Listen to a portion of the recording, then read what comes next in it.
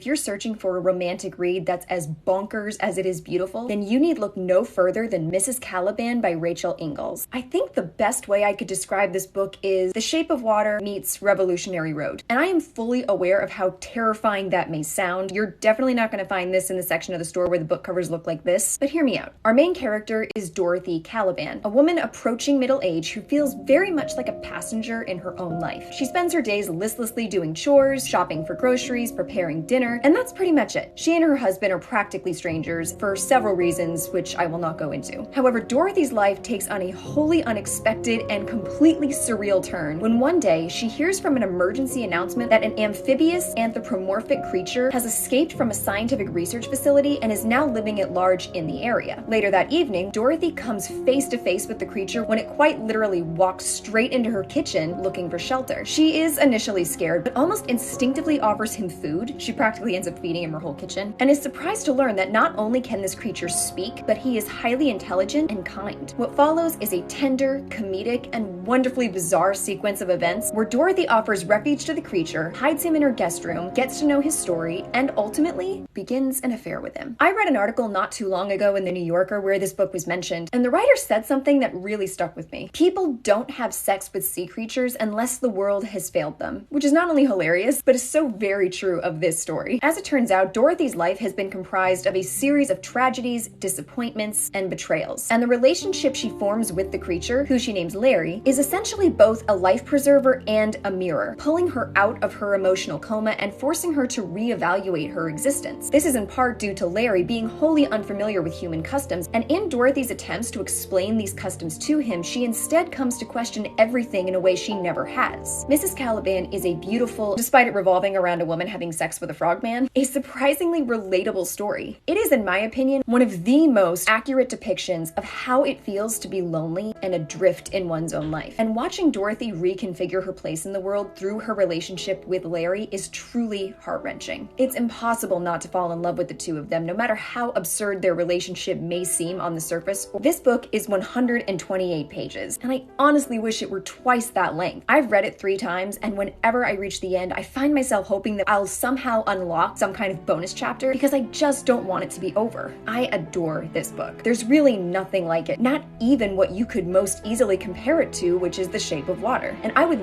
love to see it adapted for the screen. Just cast Doug Jones in the role of Larry, get Thomas Newman to do the score, and you got a winner. Thank you so much for joining me on another book chat. Please like and subscribe so I can keep throwing out weirdo titles like this, and please feel free to leave a comment with your thoughts on this book if you've read it. Till then, happy reading.